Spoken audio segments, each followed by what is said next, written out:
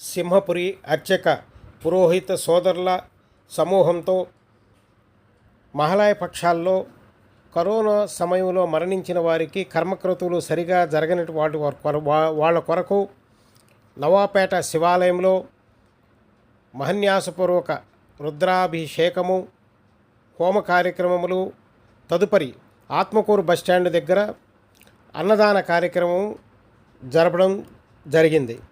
ఈ కార్యక్రమాలు చనిపోయిన వారికి చెందాలని ఈ సింహపురి అర్చక పురోహిత వారు పాల్గొని కార్యక్రమం నిర్వహించారు. పై కార్యక్రమంలో ముఖ్య అతిథిగా కొత్తూరు పీఠాధిపతి రామాయణం మహేష్ స్వామి, మణిశంకర్, పారా శ్రీధర్ శర్మ మరియు అర్చక పురోహితులు మనస్ఫూర్తిగా చక్కగా పై కార్యక్రమాన్ని నిర్వహించడం జరిగింది.